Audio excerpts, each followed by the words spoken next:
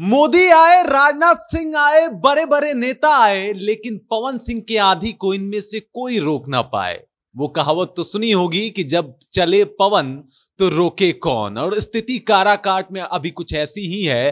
पवन सिंह का जो दबदबा है, पवन सिंह का जो एक तरीके से वहां पे वोटों पे पकड़ है और जिस तरीके से लोग उन्हें पसंद कर रहे हैं, फिर वो किसी को नहीं छोड़ रहे हैं। आपको याद होगा आरके सिंह आए थे और किस तरीके से वहां आरके सिंह कह रहे थे कि मोदी के लिए नारे लगाए जाए, जहां पे लोग पवन सिंह के लिए नारे लगा रहे थे। और ऐसा ही हुआ कुछ राजनाथ सिंह के रैली में, जहां पे वो भाषण दे रहे थे और पवन सिंह के लिए नारे लग रहे थे। और इससे आप अंदाजा लगा सकते हैं कि पवन सिंह की लोकप्रियता क्या है। नमस्कार, मैं हूं रजत और आप देख रहे हैं जनता जंक्शन।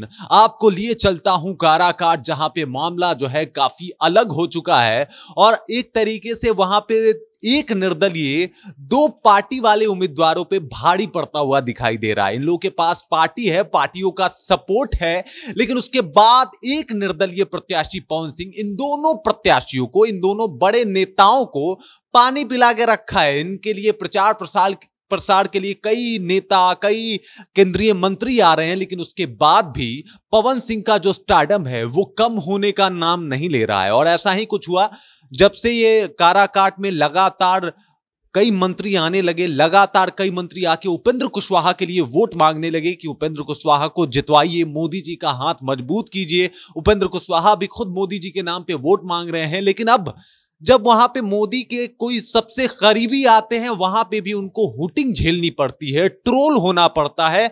आपको याद होगा कि कैसे आरके सिंह एक बार ट्रोल हुए थे, लोगों से ये अपील कर रहे थे कि बोलिए नरेंद्र मोदी जिंदाबाद, और लोगों ने कुछ नहीं बोला। फिर बोलते हैं बारे बोलो ना भाई नरेंद्र मोदी जिंदाबाद, फिर भी कुछ नहीं बोला। और तब तक भीड़ से आवाज आने लगी पवन सिंह जिंदाबाद। अब इससे आप माहौल और काराकाट में जो स्थिति है उसका साफ तौर पे अंदाजा लगा सकते हैं कि काराकाट में पवन सिंह के आगे कोई बोल सकता है क्या। मतलब स्थिति कुछ ऐसी ही हो गई है और वहां पे अभी सिर्फ एक ही नाम चल रहा है, पवन सिंह का। और फिर अभी राजनाथ सिंह आए, राजनाथ सिंह अपना भाषण दे रहे थे, लोगों से ये कह रहे थे कि आप उपेंद्र कुशवाहा को वोट दीजिए। वो बिहार की तारीफ भी कर रहे थे, लोगों को बता रहे थे कि बिहार के लोग काफी बड़े राजनीतिकार होते हैं और बिहार के लोग एक चरपाई पे बैठ के पूरे बिहार ही नहीं अपितु पूरे देश की राजनीति के परिदृश्य पे चर्चा करते हैं और उसे बदलने की बात करते हैं।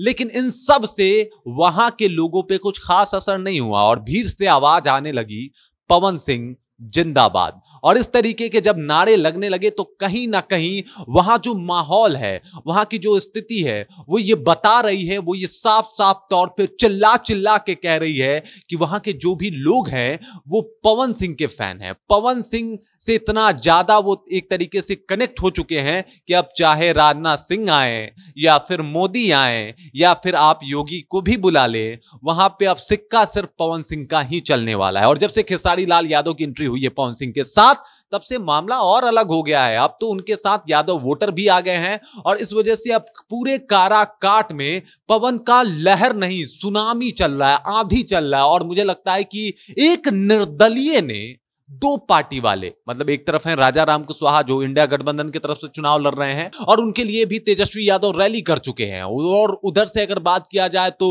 उपेंद्र कुशवाहा चुनाव लड़ रहे हैं और उनके लिए तो पूरा एक तरीके से पार्लियामेंट ही उठ के चला आया है यहां पे। और लगातार सभी लोग रैलियां कर रहे हैं, लगातार लोग कह रहे हैं, अपील कर रहे हैं कि वोट आप उपेंद्र कुशवाहा को दीजिए। लेकिन पवन के आंधी में उपेंद्र कुशवाहा और राजा राम कुशवाहा बहते हुए नजर आ रहे हैं। स्थिति ऐसी है कि अभी चाहे वहां पे कोई आए, अगर किसी के नाम का सिक्का चल रहा है तो वो है पवन सिंह। इसीलिए मैंने वीडियो के स्टार्टिंग में ही कहा था कि जब चले पवन तो रोके कौन। बाकी इसके ऊपर, इस वीडियो के ऊपर और जिस तरीके से माहौल बनाया है पवन सिंह ने काराकाट में, उसके ऊपर अगर आप कुछ कहना चाहते हैं, कुछ बताना चाहते हैं तो कमेंट सेक्शन में जाइए, कमेंट करके हमारे साथ अपनी विचारों को साझा कीजिए। बाकी आप देख रहे हैं जनता जंक्शन और मेरा नाम रजत है।